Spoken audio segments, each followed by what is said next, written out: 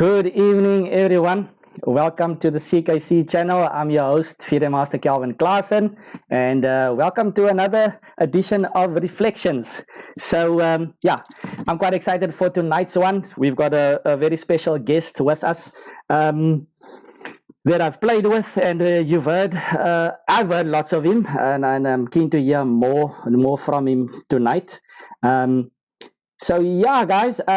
I just also want to mention the sad news that we've come across today, or that I've come across in the chess world, with international master Aderito Pedro passing away. So condolences to him and his family. He was truly a legend of chess. So I've got my Angola hat on tonight as well. So rest in peace, Aderito. Thank you for the follow, and welcome to the show, everybody. Just make sure that you press the follow button, just like our new follower right now. If you can't press the follow button, just make sure that you have registered or just signed up to Twitch. It's very easy, straightforward. Just go to their homepage, and once you've signed up, then you come back to the channel and just press the follow button. It's usually a purple heart down there. So once you've pressed the follow button, then the chat has been enabled, and then you guys should please ask questions in the chat box.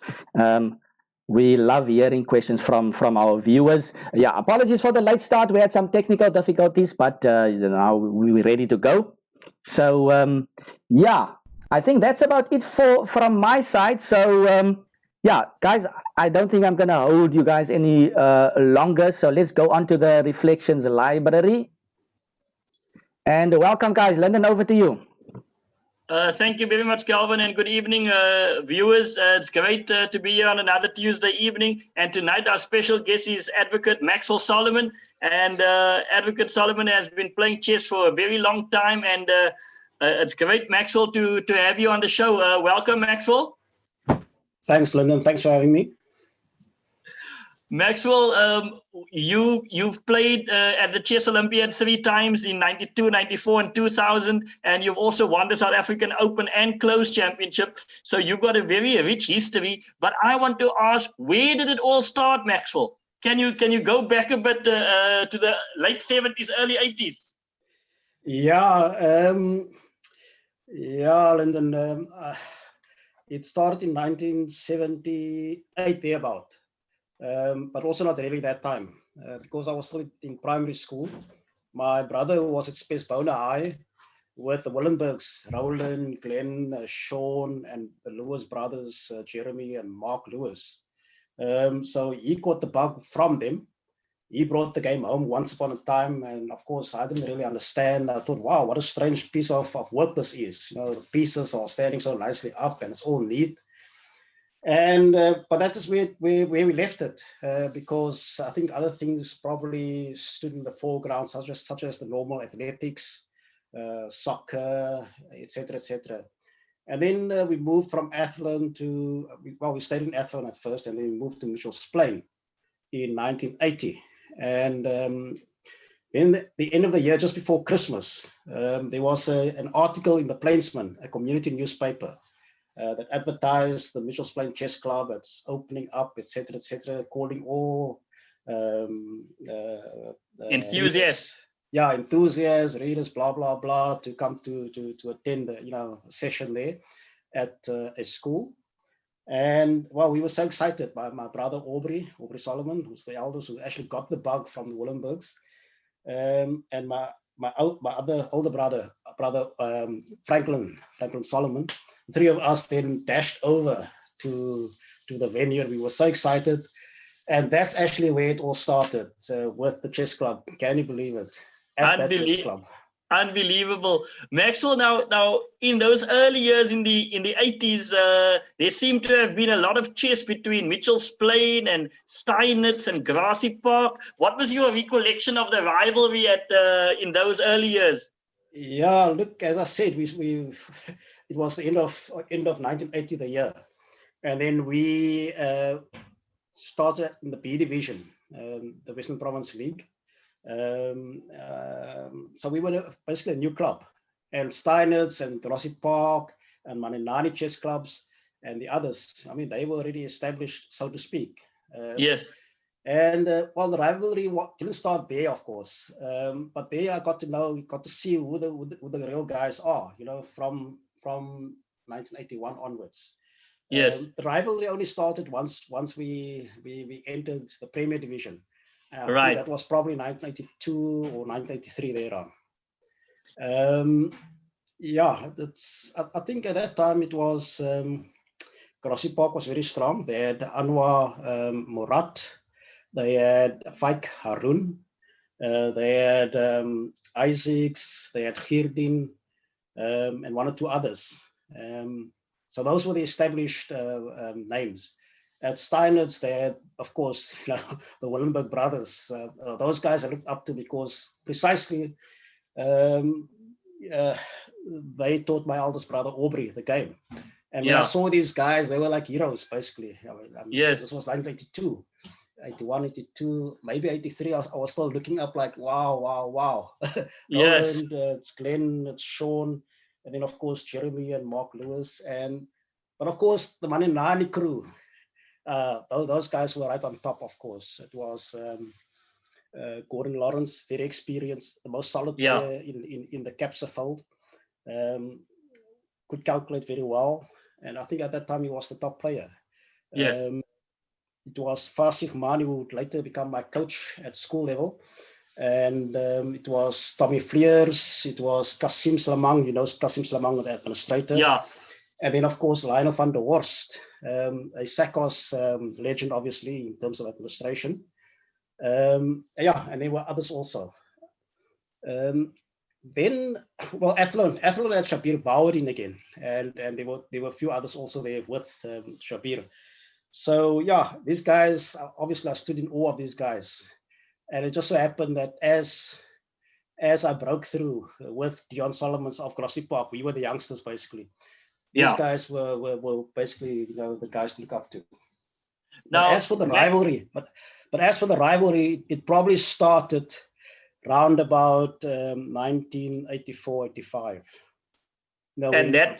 Mitchell's Plain became quite a force in the league at that time. That's correct.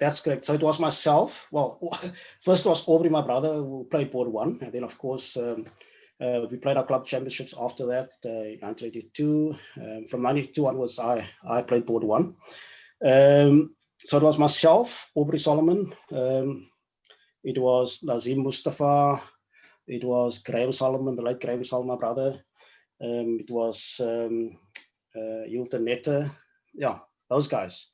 Obviously, Reggie Sinden, he was more the administrator. But yeah, as for the rivalry, it started from 84, 85, and it just took off. Yes. Then it became a bit of a Solomon versus the Willenbergs, because it's like family on family. And it was very fierce, obviously. As you know, it is now, of course, legendary.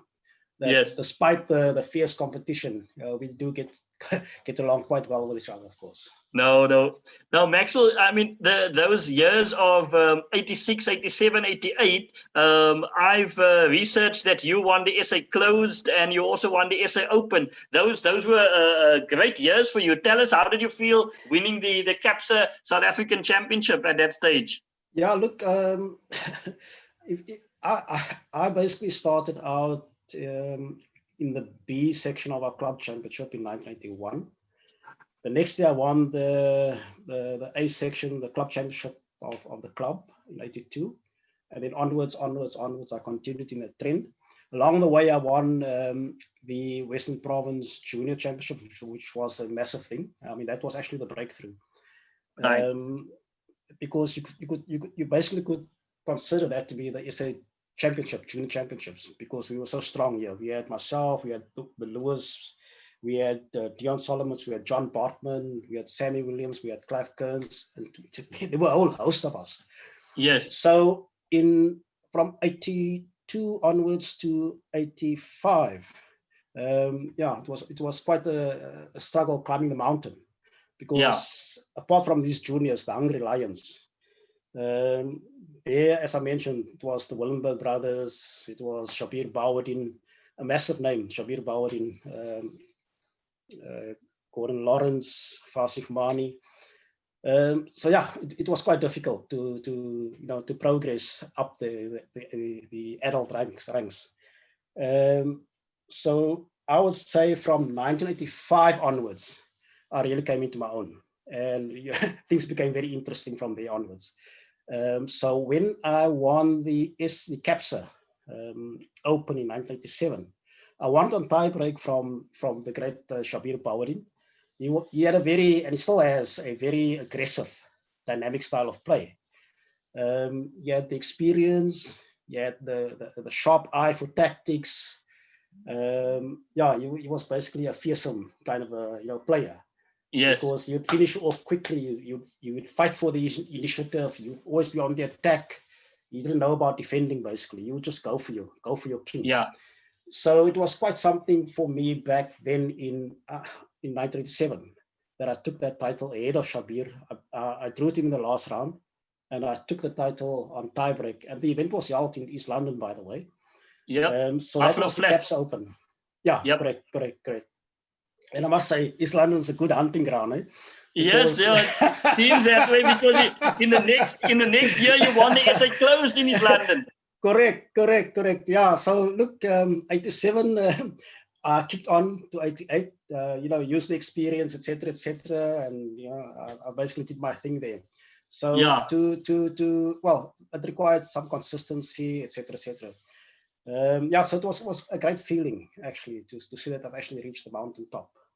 No, but Maxwell, those are fantastic achievements to win the SA Open and the SA Closed in consecutive years. And now, one of the things that one of the viewers was asking is, which years did you play the Olympiad? And of course, the answer is 92, 94, and 2000. How did you feel going to that first Olympiad in 92? Wow. Well, I could give a bit of a backstory to the Olympiad. I'm not sure if you're interested. Please go ahead. But in between 1989 and I'd say early 92, I was sort of inactive. Yeah, it just so happens I was studying law, and law requires your focus basically, because a lot of subjects, and if you drop one semester, you're in trouble basically. So yeah. So that required a lot of commitment, basically. And that's why I didn't play that much between 89 and 92, early 92. So, well, I was still strong, just that I was inactive. And that's just unfortunately the timing, and the country was opening up. And I graduated, obviously, early 91. I finished end of 91 and graduated early 92. And that time, 92, so I found myself at time again for chess, and I don't know, just all came into it all fell into place basically. Yes. That I could still fall back onto my experience, etc., and try to sharpen myself. But obviously, it wasn't the same me, to be honest. Yeah. So. When I got the news that, I played in the Unity tournament, I didn't fare too badly, but of course I wasn't happy with my result. But that wasn't a qualifier as such to represent South Africa at the Chess Olympiad in Manila, Philippines. Yes. I think there was let's just say an environment of finding each other as a nation, reconciliation, and I think you'll know much more, Lyndon. You were intimately, closely involved with the negotiations, trying to get the parties to find each other, the maybe I should say the other side, Chess Federation, and then we had the CAPSA, Chess Association for the People of South Africa, and then we had the new body. So in 92 then, it just so happened that we had 3 players from the one side and 3 players from the other side. And that is the new South African team, basically, for chess. Before that, it was completely, I think the international community boycotted South Africa because of, policy of no normal sport in an abnormal society. And that is where we came from the SACOS point of view. So that was our contribution to the struggle, so to speak. but it was a massive feeling to qualify. It was my first time out of the country. It was my first time jumping onto a plane, and yeah, it was quite euphoric. And that's now apart from the country opening up, also politically speaking. Yes. And yeah, I had my buddies with me also, you and Dion Solomons also, and of course we got to know each other a little bit better, me and Charles and David Gluckman as well. So it was a great thing. And when we got there, it was like, wow, this is actually, as they say, Mecca or heaven, whatever, chess heaven. Seeing all these greats, Kasparov, and then we learned of Kramnik. Seeing all the great grandmasters, and yeah, I mean, we were like, wow, can this really be happening? This is a dream. now, Maxwell, a question that I have is, what did it take in those mid-80s for you to excel from that B division in Mitchell's Plain to become a South African champion in the mid-1980s? What did you do? What did you study? I mean, what was part of the secret? Yeah, look, I was a little bit fortunate to have had an older brother, Aubrey now, not just to have taught me the game, but also to, give me guidance, mentor me here and there. And I mean, the effect of it was that I overtook him the very next year in the club championship. And that's just the objectivity of it all. But between 1980, 81, 82, between 81, 82 and 85, I think those were the formative years in terms of trying to find my way, trying to see, what to do, what not to do. And these guys, as I said, there were so many. Everybody were gunning for the same thing. I think the main thing was to play, show tenacity. Don't get down when you lose. And it also happens, obviously, you can't win all the games, and these guys are in any case ahead of you.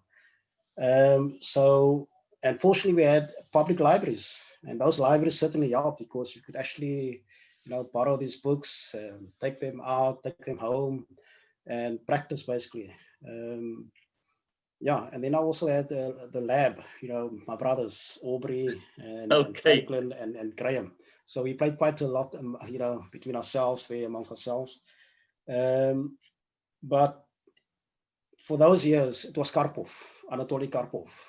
Okay. He was the lodestar. He was the guy.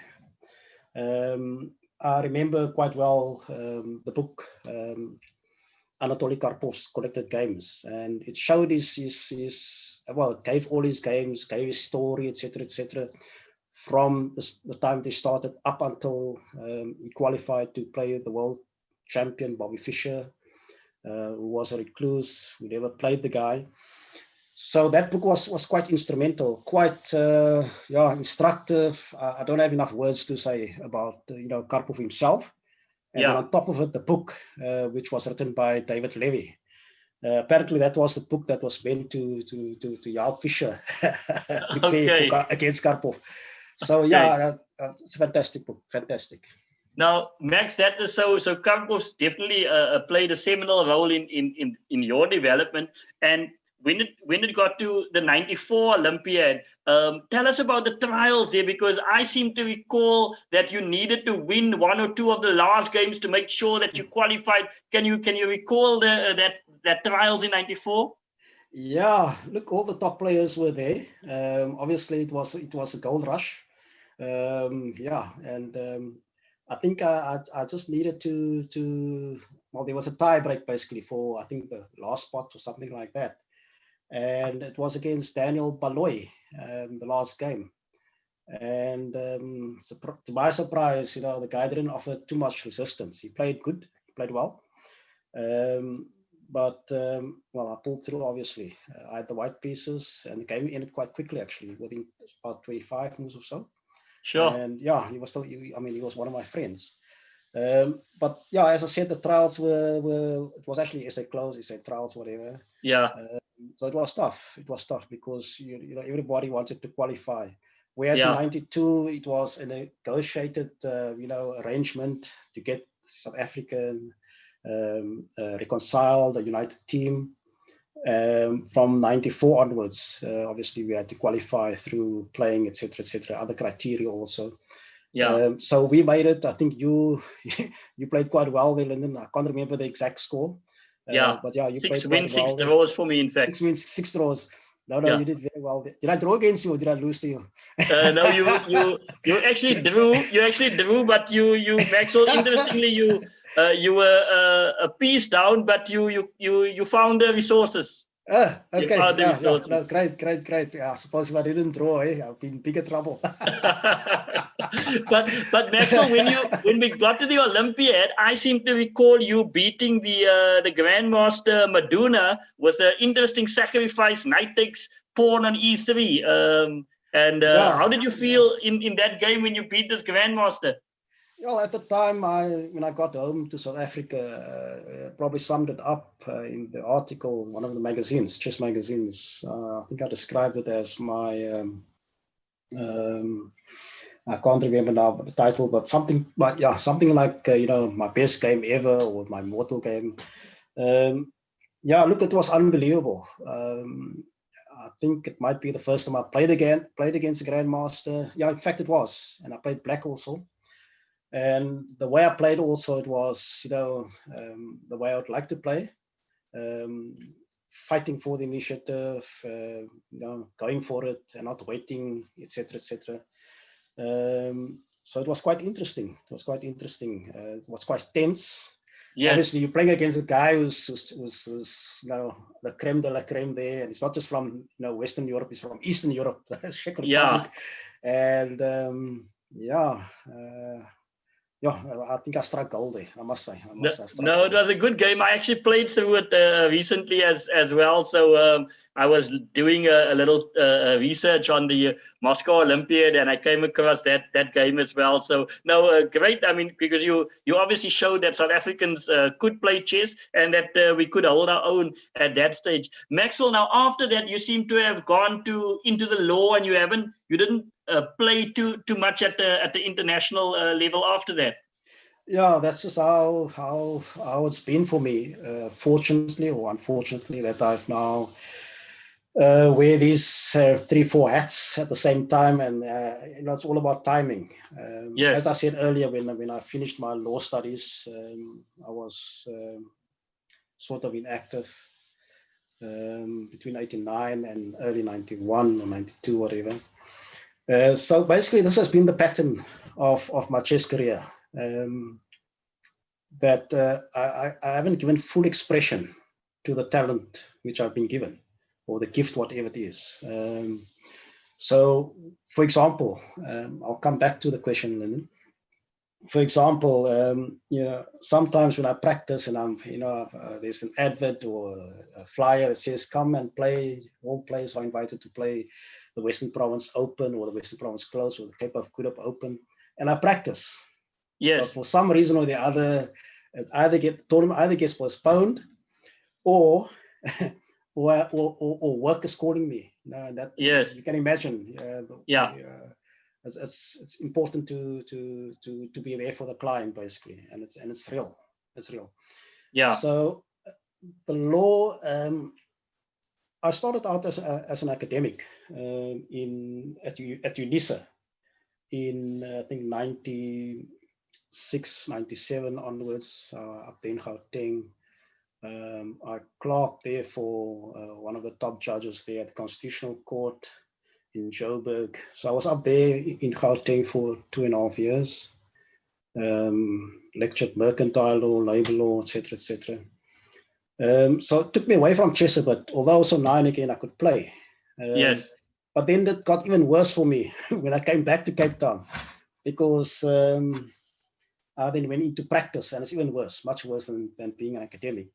But Maxwell, when you came back to Cape Town, you also made the Olympiad team for 2000, though. so because you and Kenny became the first two brothers to play for the Olympiad team. Did you? You guys made some history there. Yeah, that's correct. And that was a sweet, situation. I always wanted to show my support to my brother. Before that, I could never obviously go with him overseas to back him up, etc. Like, it should be as you have with other international players coming through. And Yeah. that is what South Africa also needs, basically. You know, you can't send a junior, a prospect overseas without proper backup. You know, you must have proper backup. So I don't know how Kenny got so far, basically. But yeah, for me personally, it was a sweet moment, a sweet time that I could actually be there and see how he prepares and how he plays there and just support him. Naturally, of course, you know, the familial link, that was obviously strong. So you're referring to the Istanbul, Turkey Olympiad in 2000? Yes, the Turkey one, 2000. So in 2000, it was you, Lyndon, who said, well, Maxwell, you know, they're looking for somebody to play the SA closed in PE. Yeah. And that's where it happened. And I went down to PE and I didn't play too badly there. I came second, I think. You came second behind Van der Nat. Behind Van der Nat, yeah. In fact, I should have won that tournament. Just the last game I threw it away. But of course, I mean, all credit to the guy. I played some good games, I must say. Yeah. And for me, that's very important, to play good games, to show appreciation, to let the art come through.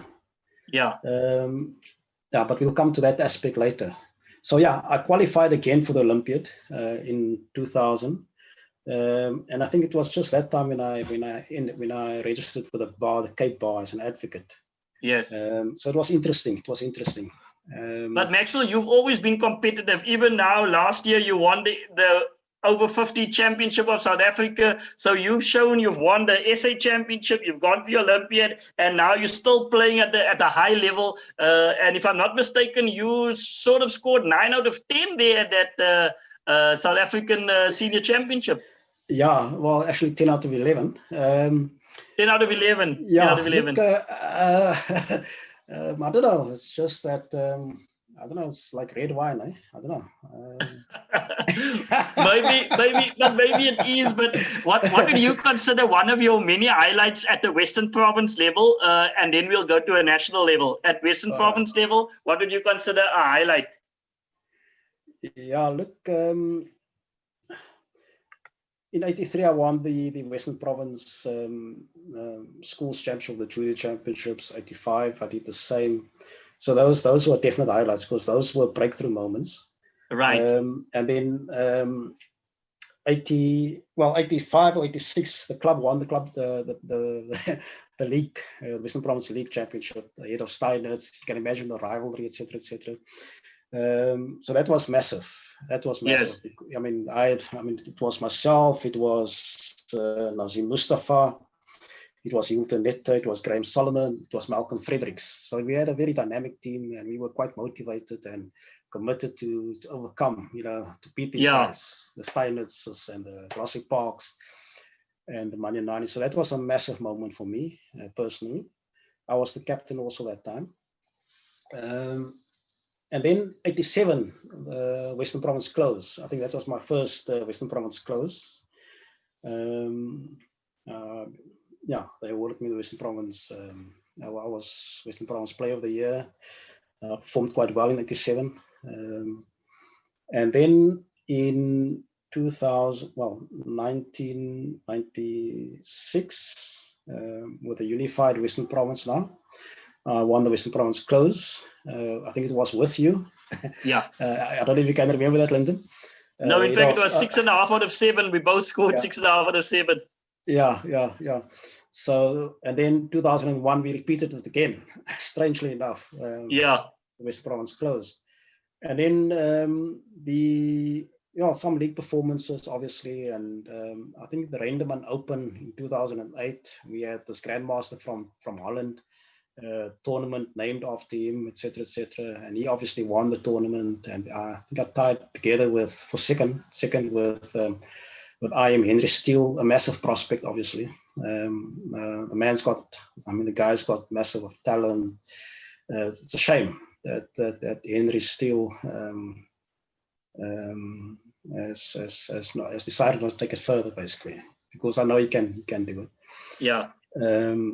So I tied with Henry Steele, I tied with my brother Kenny Solomon, and I tied with the other prospect, Kenny Willenberg. Yes. So it's Roland's son. So that was a nice small achievement, or whatever achievement. No, those are massive achievements, Maxwell. And then the Steinitz, I think 2000. Steinitz, I think it was in 2000. Yeah, Steinitz in 2000. I think it was a Rapid. I think it was also one of the first Steinitz tournaments ever. It was all the other Claremont Chess Club at the library or the venue there. And I think I tied for first with can you believe it? It was with two special ones, the late Graham Solomon, my brother, and Kenny Solomon. And I think it was either you or Charles who tied also with us.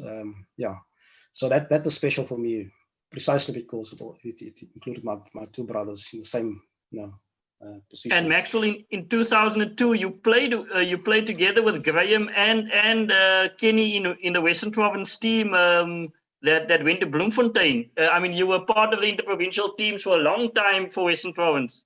Yeah. It's been really special to represent Western Province at these interprovincials. You were captain, and I must say you were quite an abled one. But now we all know that you're a massive administrator. I mean, you've proven yourself. You're also the chess president at some point. So yeah, all kudos to you, Lyndon, as an administrator, leading the team year in, year out, and you did very well. Made us gel as a team, and that's essentially the main thing, for guys to play together as a team, to have that unity of spirit, team spirit going, and to move towards a certain goal. Obviously, not all of us can be winners all the time, but I think the more one puts in terms of preparation, in terms of getting the team to work as a team, and that's where leadership, administration comes in, and that's where you obviously shone. So yeah, I can say again, thank you for doing that part, because you did all the the stuff that chess players overlook. Or they really, we just overlook it sometimes, obviously. No, thanks, Max. But no, of course, and all of you guys played fantastic roles. I'm going to allow Calvin 5 or 10 minutes. Maxwell, there's 1 or 2 questions in the box. If you just, Calvin will pose 1 or 2 questions to you from the audience. But Lyndon, can I just finish the question? Sure. So yeah, so the 2002 interprovincial was of course special because again, Kenny was there, Kenny Solomon, who's now a grandmaster, obviously, and Graham Solomon, the special one. So for me, it was special, and in retrospect, hindsight, I'm glad that I've had my brothers around me. I think Jonathan Gluckman was also a part of the team. You were part of the team. Yeah. So it was great, and I think they scored 7 out of 7. Yes, it was fantastic. That's one of the best interprovincials I played at. No, we remember that 7 out of 7 there, Max. Calvin, over to you. All right, guys, I'm back. Interesting stuff. Let's just scroll all the way up. I'm gonna go all the way up to the first question. I think this was a question posed here by Prapela. We all know him as Johannes Mabusela. So thanks again to all the new followers, and thanks to all the questions, guys. If you still have questions, you still have time. Don't wait till the last minute of the show. So Mabusela is asking or saying it first. I know Maxwell played at 3 Olympiads, 1 Istanbul, Slovenia. I'm not sure about the other one. Which one was your best? So that's the question there. Which one was your best Olympiad, Maxwell? Yeah, look, obviously the Moscow one was very special because we were right there in the heartland of chess, and we were basically the second pioneering team, basically the same team that went to that second Olympiad. But obviously, in terms of quality of play and result, I would say, the Istanbul Olympiad was probably, my best. And besides that, I had my brother Kenny with me. And as I said, it was great to see him in action and to support him. Okay, fantastic. Which year was that one in Istanbul, Max? 2000. Okay, cool. I think I need to check up on these games. Sounds interesting. Yeah, Calvin. Yes, definitely. I'm definitely going to have a look. So, okay. And then next question from Milky Shake. So, Maxwell, what inspired you to write poetry? Oh, yeah, Graham, now you are no more. You gave us so much more. We shall hear you roar no more. Yet the memory of how you roared is still so raw.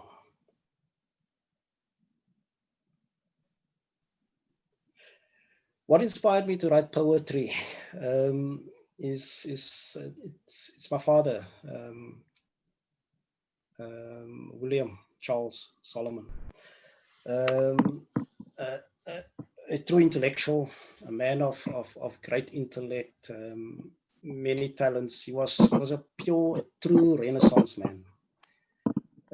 Creative with his hands, and especially, he was creative in the kitchen, cooking, doing meals for us when he was small, till we grew up.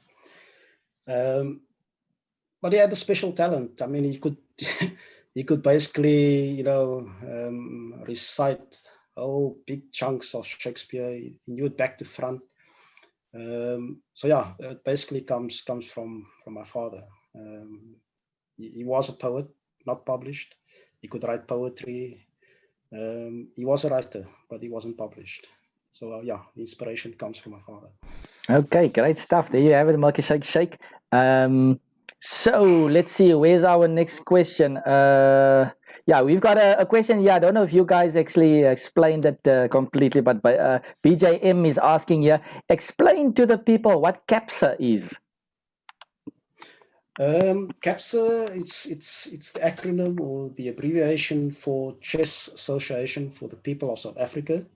It was the successor to the SACA, the South African Chess Association, which is the SACOS affiliated body for chess in South Africa. The established body was the Chess Federation of South Africa, which was established decades before this.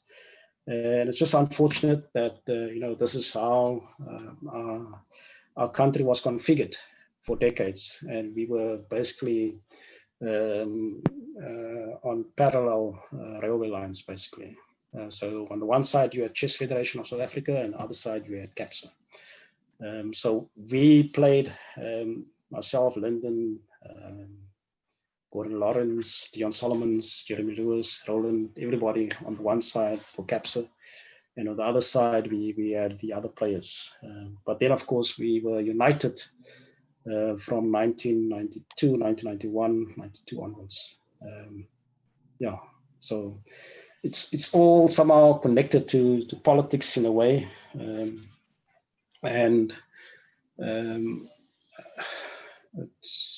I don't think we would have been united, or got to be united as chess, the current body, the Chess Association, Chess South Africa. If it weren't for the political progress or the new dawn of Oliver Tambo, Nelson Mandela, Chris Hani, etc., etc. Yeah. So we really owe, the fruits. We've got the freedom to express ourselves, thanks to the sacrifices of the activists, etc., etc. And of course, for people who eventually did see the light, so that we can, come together as a new nation, a new South Africa. All right. Thanks, Maxwell. I hope that makes it a bit more clear to BJM over there. And another question here from King Ulster, also a regular on our show. Thanks, King Ulster. King Ulster is asking, or saying here at first, he's asking, is your senior style of play slightly refined, or are you still applying the same mix of approach as the Wonder Years?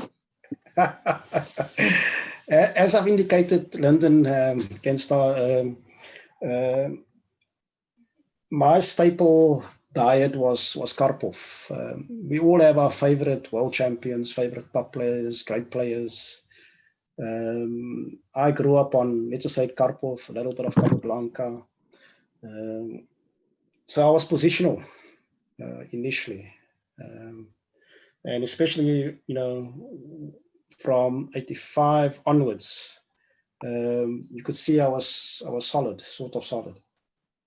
Then when let's just say early 90s, from 92 onwards, I started broadening. I realized that some people, well, let's just say a guy like Dion Solomons and others, they studied chess a bit differently from the way I did. I was basically just playing on middle game theory, basically, a little bit of end game, but I didn't do any special work on the opening.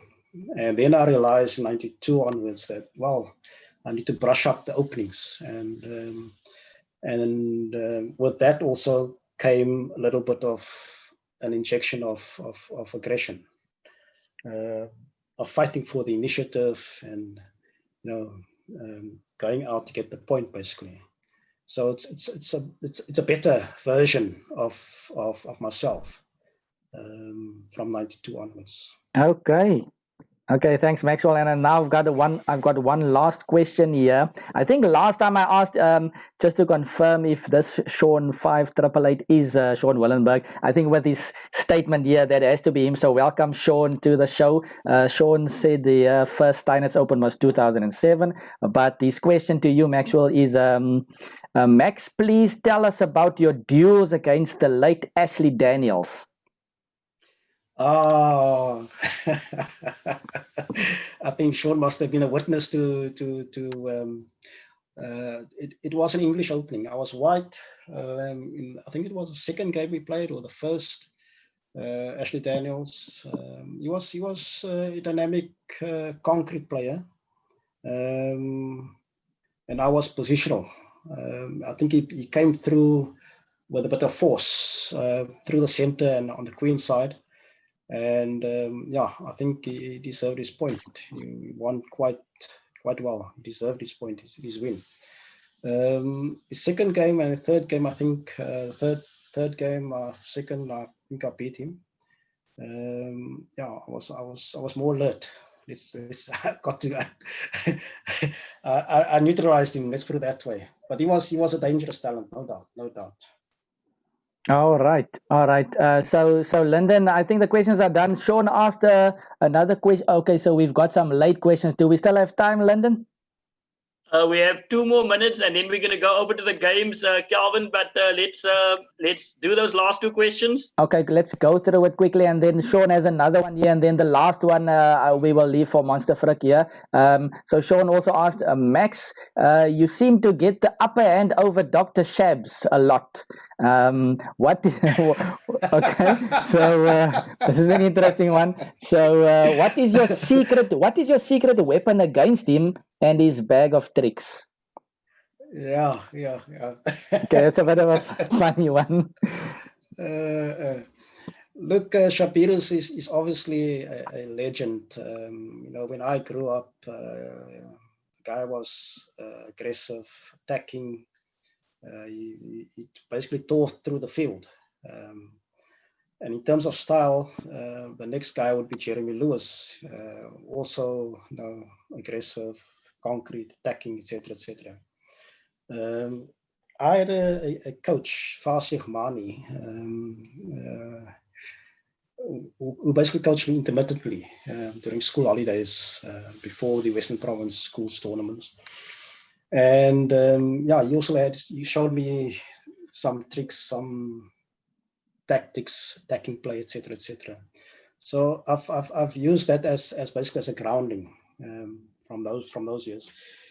But as for Shabir, taking the guy on, I think Shabir, because he's so aggressive, and he's only aggressive when he's white, basically. So if you allow him to come at you when he's white, then obviously you basically on the back foot. So somehow you must always have some kind of a counter force counter-attack in hand, basically. You must organize your defenses. You must have that ready.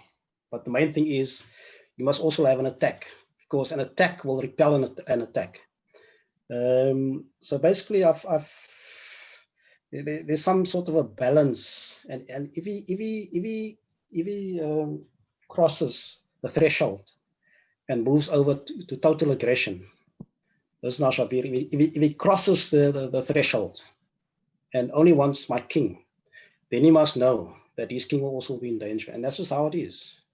But I think the downside of his style, of his play, his enterprising style, attacking style, is the positional deficiencies, obviously. So if you can neutralize him by not allowing him to attack, that's even better. You just neutralize him like that. But if you are alert on the day and you're ready for the fight, then go out. Go and beat him on equal terms, so to speak. Okay, thanks. So there you have it, Sean. There's your tips to when you face Shabir next time. It's a bit easier said than done. Shabir is fierce, but good luck to that. Good luck to that. And then the final question here from Monster Frick is Maxwell, looking back onto your chess career and also your life in general, if you would write a book on something or someone, what or who would it be that has inspired you in your life? Undoubtedly, Graham Solomon, the late Graham Solomon, my brother, the philosopher. Maybe I should just stop there. The guy was obviously a great prospect in chess.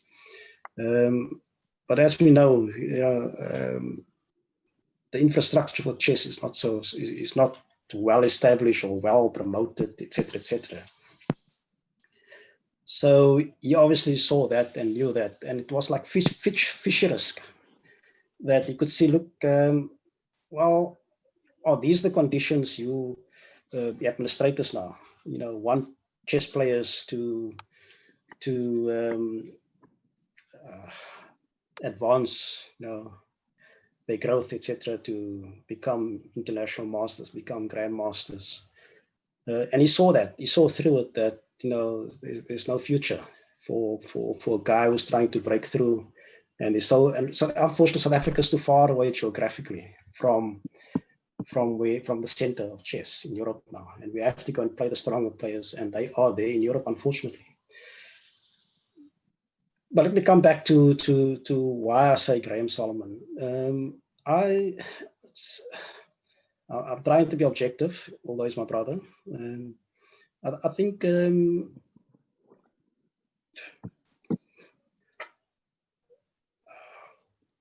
as a guy who was on the level of the philosophers now, the guys who could think deeply about a lot about things, deep issues. He really impressed me, I must be honest. Despite all his depth, he never showed, that's his depth, basically. So I've got a hell of a lot of respect for that guy. A lot of respect for Graham Solomon. I've seen his writings. I've published some of it posthumously, but his books will probably come out soon. So he has written. He has not published it yet. He was going to publish it. Unfortunately, he passed away. But I've got a hell of a lot of respect for that guy. I can say it again and again. Graham Solomon, I'll take my hat off to you. Okay, thanks, Maxwell. Thanks a lot for your answers, and over to you, Lyndon. No, thanks a lot, Calvin and Maxwell, and some interesting questions from the audience there, Maxwell. Certainly people that have been following your career as well. And Max, we're going to go over to one or two games that we'd like to see of you, so that you can just show us some of these nice games of the past, well, in your case, basically nearly 40 years of tournament play. If one thinks about it, since 1980, 1981, that's a lot of games. Max, what are we going to look at first? All right, guys, let's just switch over to the chessboard quickly. Just give me a second. Sorry, all right. Sorry, Max, for cutting Let's go in over there. to the chessboard. Let's just switch over. Okay, so we're at the chessboard. Yeah, so yeah, Maxwell, you can say which one are we looking at first? Is the Sosa, the Steinitz Open. Okay, let's just make sure we've got the right one here. Lyndon, do you guys? Okay, wait. I think I've got the game here. Just hang on. Yeah, I've got it. We'll get to it now. The Ludi Sosa game. Um, Okay, we're getting it.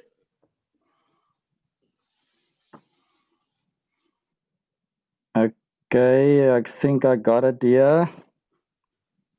Yeah. Okay, right. So yeah, I can make the moves. That's fine. So Maxwell, I think you must just let me know when we can pause a bit, and then we can take it from there. Sure. So yeah, do you want to give an intro, anything, or shall we begin? Calvin, I can't see the board yet. I don't know. Okay, so either you need to be okay. So we actually have a small thing now because you are in our study. I assume that you would have a chessboard there by you, Maxwell. Don't you perhaps have a chessboard or notation there? Let me just see if I can. Just give me a second here as well. I need to just adjust my background over here. Just give me a second, guys.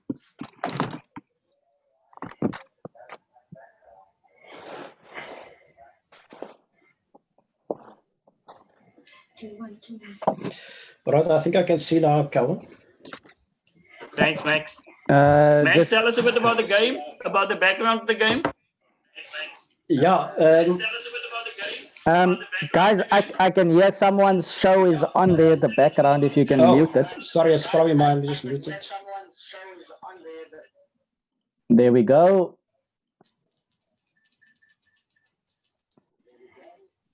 Okay, so yeah, I'm also back on here. So Maxwell, are you sure you're at the right place here with us? Because we've got two studies. I don't see you are online in this one. Yeah, no, I'm following you on my phone here. So okay, you can go through. Yeah, look, this is the one of the games from Steinitz Open, which I indicated that was so special because it's myself, Graham, Kenny Solomon, and either Lyndon or Charles tied for first. So I chose this particular game because of the dynamics and the opening. I wanted to show the viewers how sexy one can make, the French opening or the French defense to be. Because normally, the French defense, it's always a case of, well, we're waiting, White's got all the space and White is always coming out at you, attacking. So once White gets the space, it's like, it's coming, and you just have to hold. So that is one consideration for choosing this game. Okay, fantastic. And Maxwell, just to confirm, this was at the Steinitz Rapid, right? 2000. That's right. That's right. Yes. All right. Great stuff. Okay, so I think we can start here. So, yep. So Maxwell, you can just let me know to pause somewhere where you feel like it's critical. Sure. So E4, E6, D4, D5. I think yeah. Let's continue. D5, Knight to C3, Bishop to B4. So I think a winner we have on the board. That's correct. E5, C5. I can just add that I normally play the Sicilian. Yeah. That's my staple defense. And then on occasion I do play the French. Yep. Okay, because Max, maybe it might be the experience that also helps, because like I told the viewers, I've had the privilege of playing next to you there with MRL, and look, I've seen the Sicilian, I've seen the French, I've seen E5, I've seen almost every, I just look to my left or right and I see something interesting happening. So you seem quite flexible with your openings. Quite correct, Calvin. And as you say, experience, and I've tried out, various openings. I've not been married to one opening only. It's only in my later years that I've started to indulge and in the Sicilian notch of the sharpest line. Yeah. Okay. So on occasion, I do play the Caro-Kann, I do play the Rai Lopez, the Gyoko piano for black. And as you can see, the French defense too. Okay, fantastic. Okay, so let's continue. So c5 was played, a3, bishop takes, pawn takes. So we're heading into a main line. Queen to c7. I know the other main move is knight to e7. So queen c7 does invite queen g4 stuff, but I see white goes for knight f3. Yeah. Bishop d7. Interesting. Yeah. Is that the main line? I don't think it's main line, but I think I've got an idea what's happening here. It's a very particular idea. Are you putting the bishop on a4 eventually? That's very specific indeed. Yeah, I like that idea because that bishop. The reason why I like it, I'm also how shall I say, a positional fan or a fan of positional chess. In this, just the idea of placing the bishop so actively on a4. Technically, your worst piece in the French. It's got some aesthetic value to that. Yeah, I like that idea. And it's also clutching at the c2 pawn, holding back the queen. Yes. Okay. All right. Bishop d7, bishop d3, pawn to c4. So immediately pushing the bishop back. Bishop to e2, and bishop a4. So I mean, the lines are drawn quite clearly early on with everything so closed. Black's got a lot of space on the queen side, and white is going to look at the king side. Question is, where is black? I haven't seen this game yet, guys. So question is, where is black going to put his king? So good question, Calvin. Castle knight e7, knight to h4. So white is looking at expanding, as it seems. Knight probably d6. f4 to come or something. Maxwell, by all means, if you want to pause anywhere, you in control here. And pawn to f4. It's like you guys said. White's main focus of terrain because it's got a special advantage on the king side, and this is also one reason why I chose this game. As I indicated, White's got the special advantage, and he's always going to attack on the king side. This game, I think it's almost thematic of others, but it shows what can be done to neutralize the white thematic king side attack. I like it. Okay, so where are we now? Pawn to f4 was played, and now you played pawn to g6. So white is just going to rush his pawns down. f4, g4, f5, basically. Yes. And basically throttle black on the king side. All right, so that's why g6, just to delay that, I guess. So stopping f5 for the moment. King h1. And there we have it, long castle. Sure. Now I think the black king is safer on that side, on the queen side. Yeah. Because the white pawn chain c3, d4, and e5. It's basically preventing the white pieces from attacking the black king on the queen side. Yes. So it's locked. Yeah. The pawn chains are locked. So the only way you can come through is through the b file, and that's very narrow alley. Okay. Yeah, so the king does seem safe on the queen side, yes. So long castle, white goes back, knight f3, and pawn to h5. And that's, I suppose, just to secure the square on f5, Calvin, Maxwell. Correct, London, correct. Yes, that looks quite nice. And knight to g5. So black is trying to as you indicated, the f5 square is basically one of a few light squares there. So black will try and dominate on the light squares. Yeah, that looks quite nice, yes. You look slightly worse on the dark squares, and white is trying to occupy some of it. He goes knight g5, hitting f7. Yeah. So you go knight f5, just taking your lovely square, protecting f7. Bishop to d2. And a6. All right. Rook b1. King b8. Yeah, just securing the king. Rook b2. King a7. And bishop f3. Rook d to f8. All right.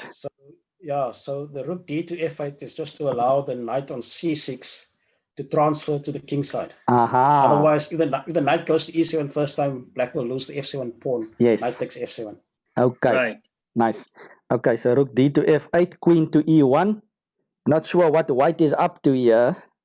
Knight c to e7, but it seems like you're building up towards the king side. Knight c e7, queen f2, knight to g8. Yeah, bit of Petrosian Karpov there. As I said, getting the knight is going back, but it's actually going forward. Yes, I like that. In fact, now that you mention it, we actually looked at some game of Petrosian, I think a week ago, on my channel on Friday openings night, and someone showed us a game of Petrosian how his knight was running around, very similar to this actually. Knight on b8 to c6, e7, g8. Okay, I like that. Okay, so knight to g8, rook fb1. White is trying to put some pressure on the b file. Bishop to c6 back, just covering b7. So it looks very difficult, yeah, for white to get anything going on the queen side. Bishop to e2. Maybe since you're saying it's difficult for white to get through. Yeah. I think an idea here was for white to retreat the bishop to c1 and get on the other diagonal, the a3 f8 diagonal. Aha. That would have been that would have been a better way to activate that dead bishop on e2 on d2. Definitely. Yeah.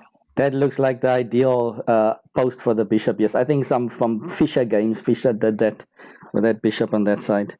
I agree. So, okay, I think after bishop to e2, you played knight g to h6. So the knights are coming. And yeah, it seems like your opponent, I'm not sure, your opponent now lashed out with bishop takes c4.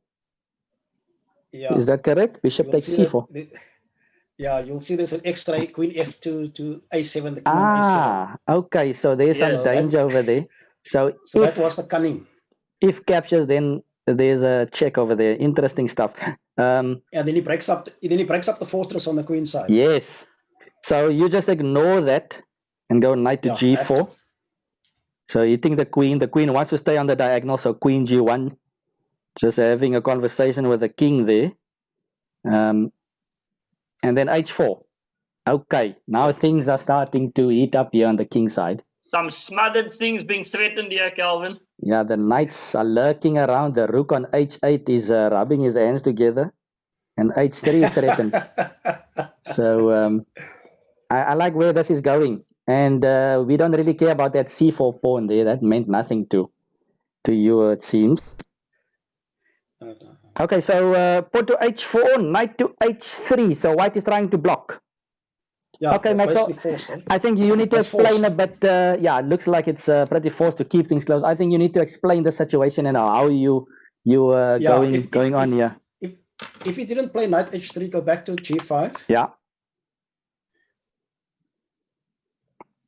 Then of course black could play either h3.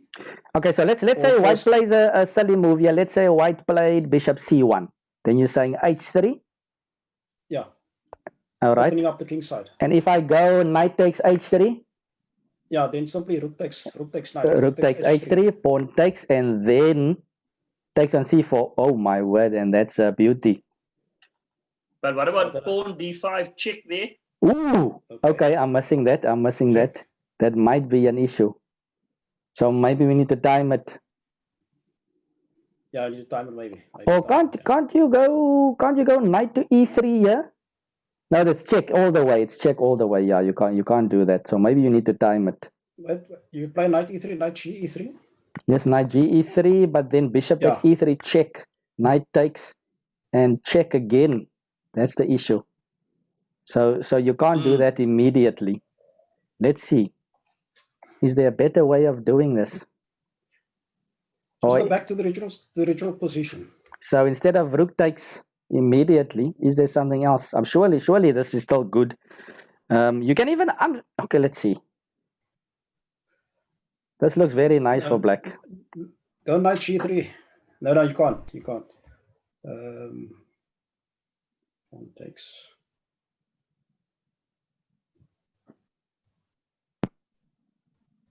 What to do?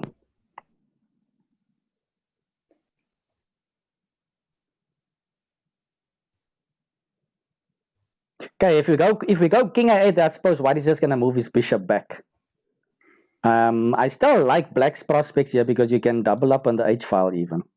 But I feel like that's too slow. That's like what I like to do, but there must be something a bit more aggressive here.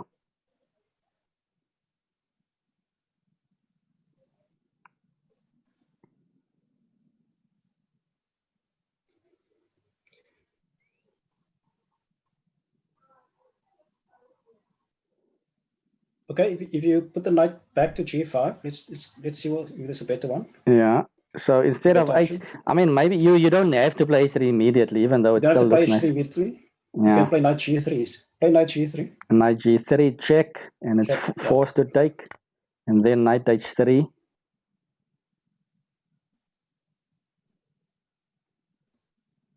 Okay, you have knight f2 as well here.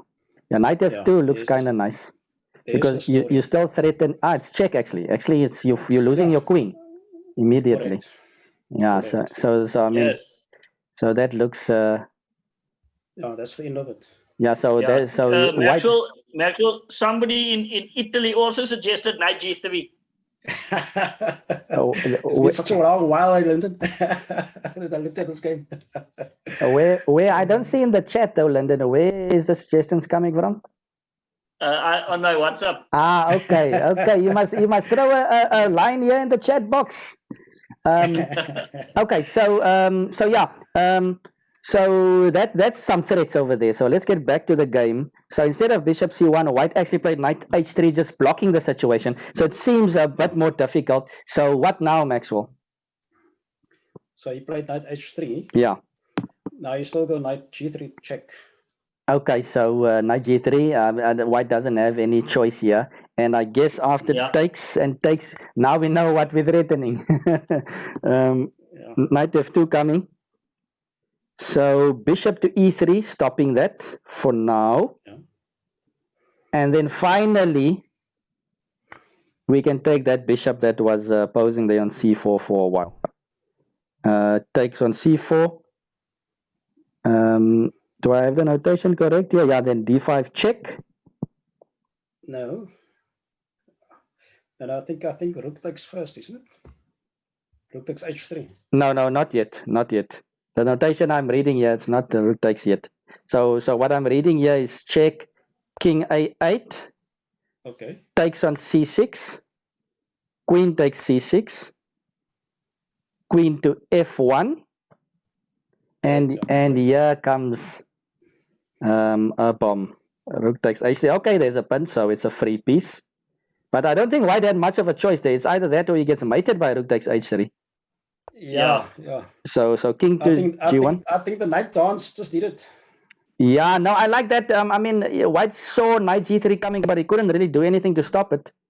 That's it's so painful. It's so painful if you see, when you know a thematic move, and it's coming towards you, and you can't stop it. You know this theme, but you can't stop it. That's quite nice. So king to g1. Where am I now? King g1. Rook h2. Rook takes b7. White finally crashing through on the queen side. But after knight takes e3, white decided to resign because there's no mate or any counterplay. Rook takes g2 is mate. Yeah, you're definitely making the French look romantic here, Maxwell. Yeah. Look, it's all about setting it up, right? Setting it up. All the thematic finishes, that looks beautiful and sexy. But it's about setting it up, obviously. Yeah, I like that knight g3 over there. Beautiful stuff and the build up. Typical stuff in the French. Great game. Correct. Thanks. Shall we have a look at that last one against Ludi Sousa, because we are doing something about Angola, and Ludi is from Angola. In fact, Maxwell, wasn't that the Sousa game? I think that was the Sousa game. I think that was Sousa game. The next one is Benny Levine. Yes. Yeah. So I think we can go over. I think we've loaded this game up already, if I'm correct. Let's just go back. It's also a French, right? Guys, just give me a second. Let me just type in the game information here for everybody so that they can see it. So it's Maxwell, so you experimenting with different openings, but I mean you have a fair knowledge of most of them. I do. Look, it's 40 years now, Lyndon. I think these games were played in 2000, so it was 20 years. Yeah. So look, it's just about experimenting and not being predictable. When you play the same defense, it just makes it more difficult for yourself, obviously, because your opponent can prepare better. Okay, cool. But, right, let's go, Calvin. Just a rough question here, just for the interval here, Max. I've got another question. I think maybe they answered in the chat box there. Milky Shake asked, Maxwell, where can we access some of your poetry? And then BJM said he has a website, Loose Sketchings. Can you tell us a bit more? Yeah, it showcases poetry, literature, and philosophical writings. I've published some of my poetry there, and then I've also published a book, a collection of poems in 2017. Okay. My next poetry book is coming out next year, 2021. Cool. It is titled "Listen, My Heart." So looking forward to that. It's Loose Sketchings. You can just Google Loose Sketchings and you access some poetry there. Fantastic. Thanks, Max. Okay, on to the next one. And King was just saying here, wow, great French fundamental thematics. Theatrical depositional counterplay. Sure, King is really giving us a nice, maybe you should write a book actually. Okay. All right, let's continue with the next game. So next one is Benny Levine versus you, Max. 2001 Western Province closed. Yeah. Right. I really enjoyed this game, I must say. It's really, I don't know, it's paradoxical because again, white is trying to push and push for space and trying to squeeze, throttle black. And as I said, it's difficult for black to fight in that space. Black is supposed to just sit and wait and wait his chance to wait his chance for a mistake on white's part. And this game doesn't show that it has to be that case. Okay. So the first couple of moves are the same as the previous one, another French, guys. E4, E6, D4, D5, E5.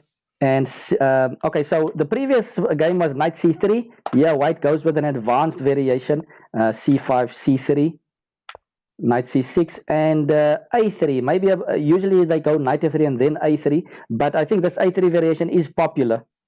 White probably intending we've seen some of the B4. top players play A3, Calvin, in some of the SA closed tournaments even. Yes, I think if I can I remember a game, it was David Glockman against Watukobese in one of the SA plays. Okay. I think 2013, 2014 there around London. Yep. January 2014. Yeah, no, that's a beautiful game.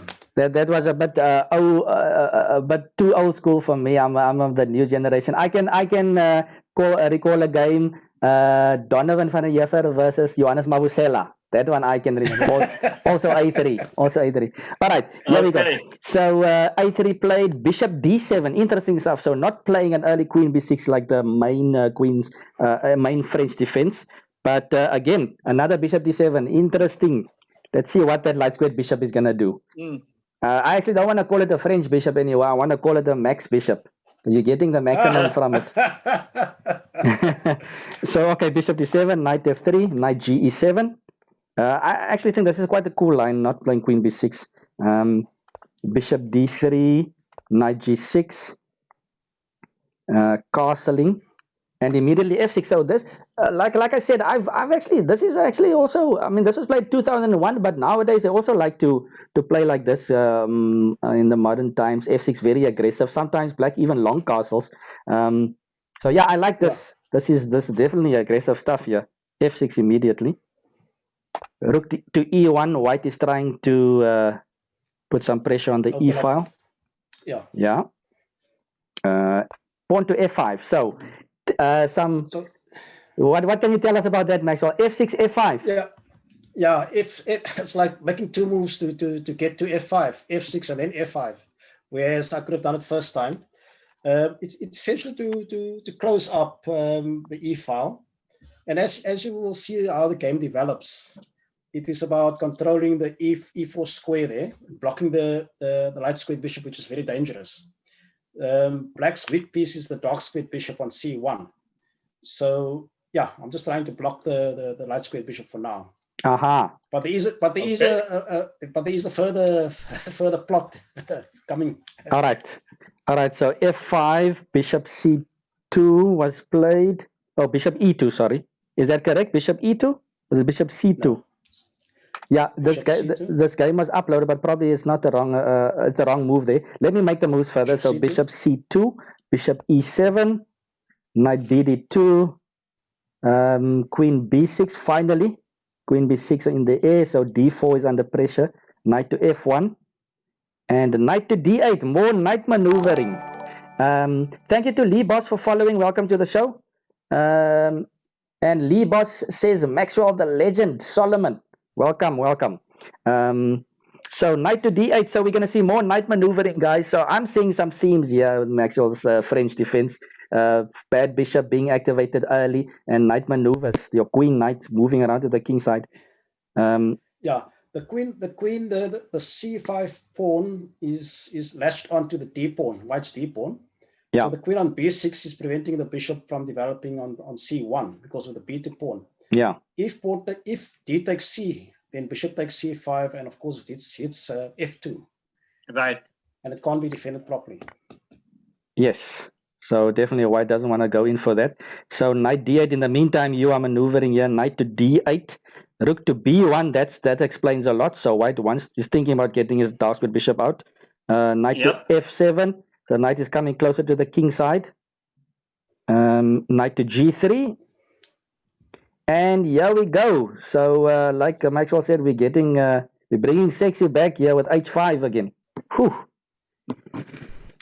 Where's your king going? Oh, is it like Victor Korsnoy? Victor Korsnoy, you know, there's one video I saw of Victor Korsnoy. He was explaining a game where he actually put his king on D7, and he actually physically jumped up in this video. How excited he was to put the king there. So yeah, this is exciting stuff.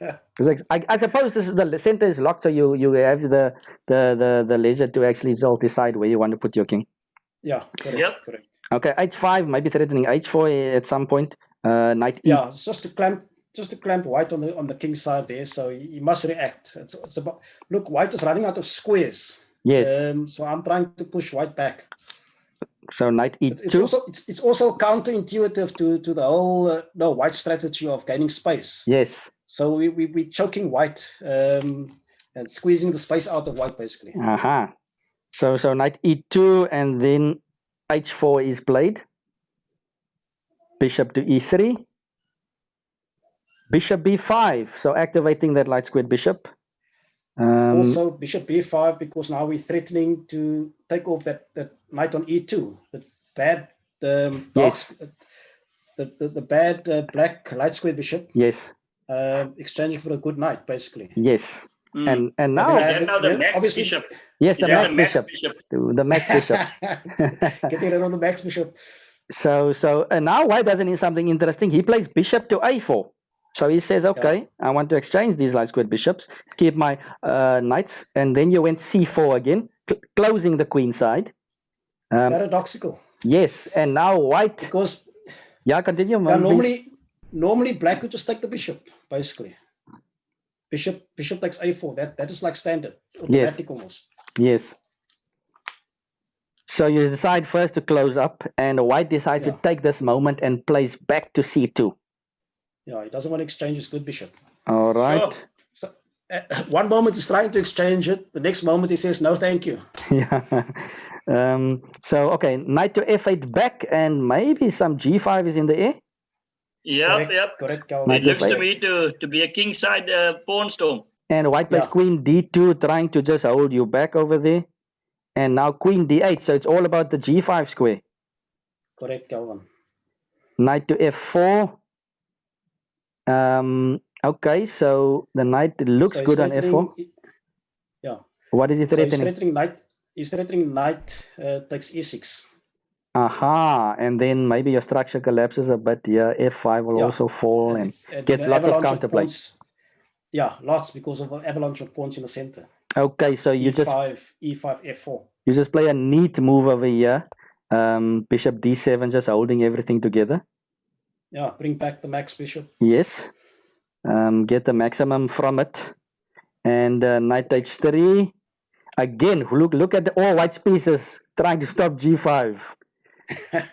So everybody's dedicated to stop G5, and knight H7, the knight on F8 comes to join this viewing of G5.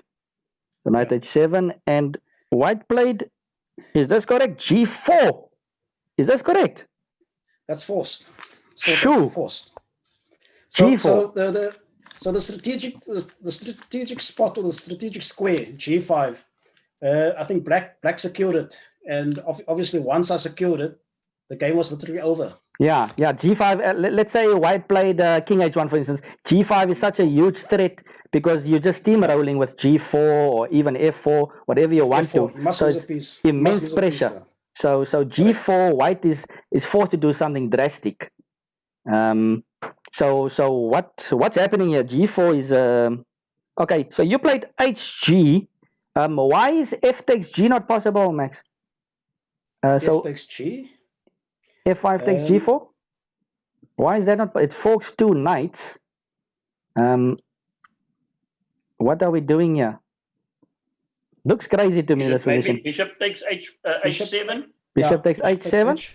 So now, if the rook captures, then knight to G5, I guess. Yeah, that's it. One of the knights go to G5, and at least white is murking the waters here.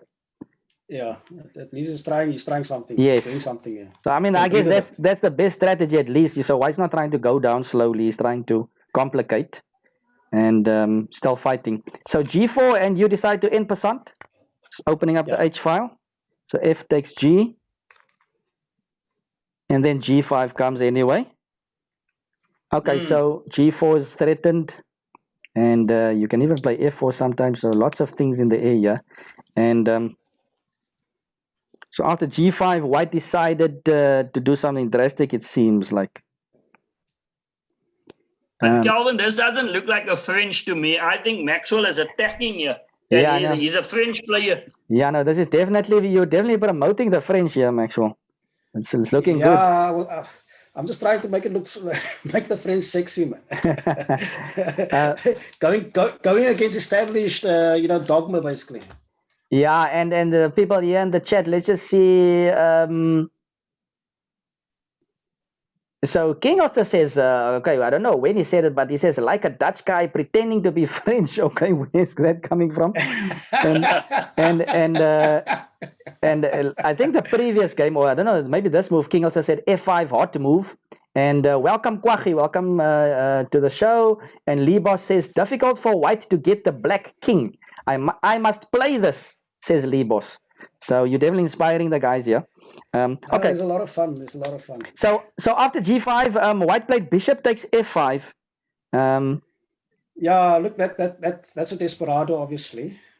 So maybe, okay, so we're close to the end of the game, Max. So I just want to ask, let's say white played something like knight to F2, avoiding the fork. What will happen here? Why did white have to go so drastic?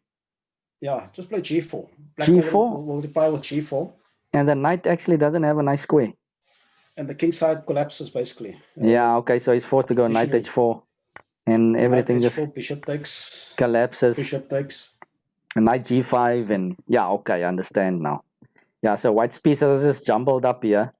And the pawns are just literally storming him. Yeah, the knight jumps in there. And then go back to that all right. Diagram again. Knight F2, G4, knight H4, takes, queen takes H4. Yeah. And then we're threatening knight G5 perhaps, with the rook and queen also aiming at H2. So queen takes H4, knight H1. Knight H1. Knight H1. Knight H G5. Yeah. Threatening. Bishop D1. Bishop D1. Okay, so bishop D1 is a must, stopping knight F3. Or you can take bishop g5 first, I suppose. But you've got another knight that's going to come in. Yeah, I've got another knight. Yeah. So then knight e4. Whew. Is that what you call a Steiner's knight? Knight e4, and then black just castles queenside and yeah. Wow, I actually forgot you can still castle. Puts the other knight there on g5, and the rest is easy. Wow. The rest is easy, yeah, and the other rook joins in as well. This is very clear. Yeah, huge attack. Knight g5. I don't know. You can attack on the king side with the French like this. Yeah, no, I enjoyed this game. The king is in the center, and unfortunately for white, the terrain or the area where you're supposed to come through with an attack actually is where black took over with the whole strategy of getting g5 in. Yeah. So yeah, it's basically counterintuitive. Yes. Paradoxical, so to speak. Definitely. So bishop takes I can't see. I couldn't see where black waited for white to make a mistake here. I don't know. Yeah, it's difficult. Yeah, it's difficult. So bishop takes f5. E takes f5. Pawn to e6. So white is trying to blast open the e file. Bishop takes e6. Bishop f2. So there's something on the e file, maybe. The knight comes back to protect the max bishop. Knight to e5. And yeah, it's too much pressure on the white position, because then another rook takes h3 happens. Yeah, no, it's just g4 was threatened. Yeah, and both times it was a knight on h3, eh? So rook takes knight on h3 was in both games. So yeah, a lot of similarities in both games. Another nice attacking game there, Maxwell. Well done. Yeah, some classics. Thanks. Yeah. Well, I think, Calvin, we know what to avoid against Maxwell. That h3 square seems to be a critical that's a huge square you need to keep covered.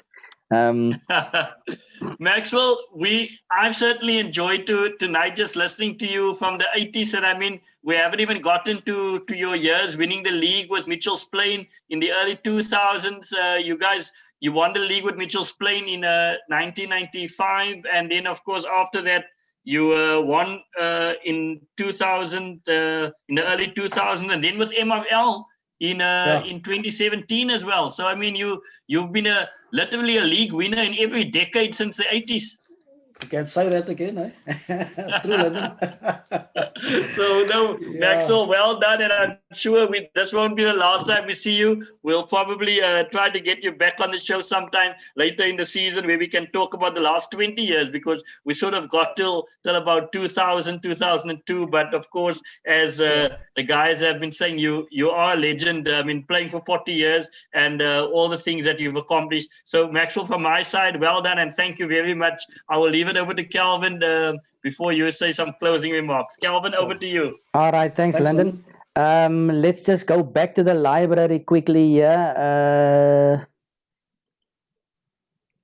All right, so let me just get myself back on as well. Where am I? Okay, I'm back on. So let me just read the last few comments before I also thank everybody. So Lee Boss is saying, I regret playing so much blitz games against you guys at Belleville South Chess Club. Who is Lee Boss? We should have done this a lot more! Exclamation. Malky Shake says, truly a legend. Thanks, guys. Duke Simon's in the house. Duke says, great reflection.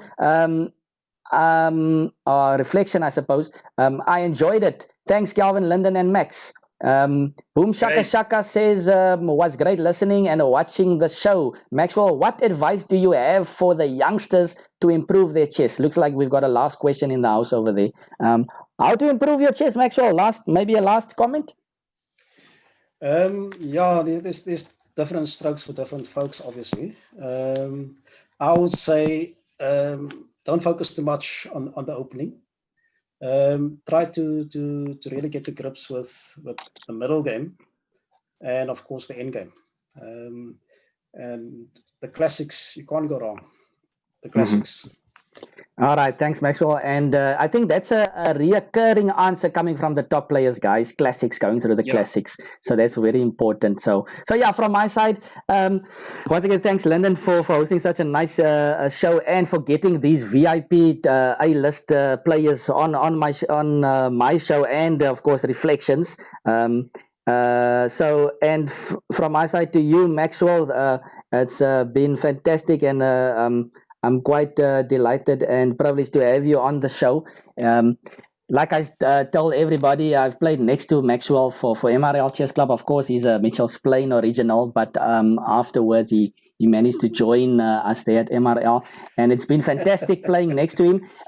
I can also say it's been brilliant playing next to him, and also just talking with him. Maxwell always has something nice to say about my chess as well, and is always inspiring me and motivating me. So a great guy on and off the chess board. And yeah, this show has also taught me a lot more of Maxwell, and I think we all can have a look a bit more, look at his games and so forth. I'm definitely going to do that. So Maxwell, thanks a lot for joining us this evening. Thanks to all the viewers as well for joining us. So yeah, thanks, Maxwell. Thanks, Calvin. Thanks for having me, you and Lyndon. I really enjoyed myself. I do follow you guys. Thanks very much.